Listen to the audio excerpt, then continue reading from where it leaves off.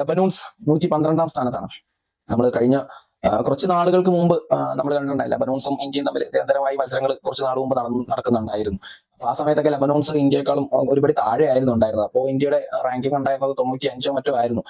അപ്പോ ഇതാണ് ഇംപ്രൂവ്മെന്റ്. 95 നിന്നൊക്കെ 133 പോകുക എന്ന് പറയുന്നത് വളരെ പരിതാപകരമായ അവസ്ഥയാണ്.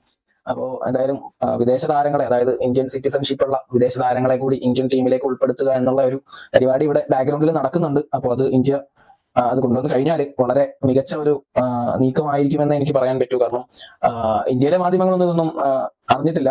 അവര് രാഷ്ട്രീയ ചർച്ചകളുമായിട്ട് മാത്രം ഇങ്ങനെ ഒതുങ്ങിക്കൂടി പോകുന്ന കുറച്ച് ആളുകളാണല്ലോ. അപ്പൊ അവർക്ക് ഈ സ്പോർട്സ്, ഇന്ത്യയിലെ സ്പോർട്സ് അല്ലെങ്കിൽ ഫുട്ബോൾ ഇതിനോടൊന്നും വലിയ താല്പര്യമില്ലാത്ത ആളുകൾ, അല്ലെങ്കിൽ പിന്നെ ആരെങ്കിലും സെഞ്ചുറി അടിക്കണം, അല്ല വിരാട് കോഹ്ലി സെഞ്ചുറി അടിക്കുകയോ പുള്ളി വിരമിക്കുകയോ അല്ലെങ്കിൽ രോഹിത് ശർമ്മ 200 അടിക്കുകയോ ഒക്കെ ചെയ്യണം. ഈ ഇന്ത്യയിലെ സ്പോർട്സ് മാധ്യമങ്ങൾക്ക് സ്പോർട്സ് ഉണരണമെങ്കിൽ ക്രിക്കറ്റിൽ എന്തെങ്കിലും സംഭവിക്കണം. അപ്പൊ അതാണ് ഇവിടുത്തെ അവസ്ഥ. അപ്പോൾ ഇങ്ങനെ ഒരു കാര്യം ജാപ്പനീസ് മാധ്യമങ്ങളും അതേപോലെ കൊറിയൻ മാധ്യമങ്ങൾ, ചൈനീസ് മാധ്യമങ്ങളൊക്കെ അപ്ഡേറ്റ് ചെയ്തിട്ടുണ്ട്. അപ്പൊ അവരൊക്കെ ഇതേപറ്റി ചർച്ച ചെയ്യുന്നുണ്ട്. ഇന്ത്യൻ വംശജരായിട്ടുള്ള പുറത്ത് കളിച്ചുകൊണ്ടിരിക്കുന്ന പ്ലേയേഴ്സിനെ കൂടി ഇന്ത്യ നാഷണൽ ടീമിലേക്ക് ഉൾപ്പെടുത്തുകയാണെങ്കിൽ അത് ഒരു ഇംഗ്ലണ്ടിന്റെ ബി ടീം തന്നെ ആയിരിക്കും. അതേപോലെ സ്ഥിരമായി റെഗുലറായി വേൾഡ് കപ്പ് കളിക്കാൻ കഴിയുന്ന ഒരു ടീമായി ഇന്ത്യ മാറും എന്നൊക്കെയുള്ള വളരെ വലിയ വലിയ ചർച്ചകളാണ് പുറത്തുള്ള മാധ്യമങ്ങൾ ഒക്കെ നടത്തിക്കൊണ്ടിരിക്കുന്നത്. പക്ഷെ ഇന്ത്യയിലെ മാധ്യമങ്ങൾ മാത്രം ഇതൊന്നും കാണുന്നില്ല, ഇതൊന്നും അറിയുന്നു പോലുമില്ല. വന്ന് ന്യൂസൊക്കെ വെച്ച് നോക്കണം. എന്റെ പൊന്നട എന്തൊക്കെയാ നടക്കുന്നത്.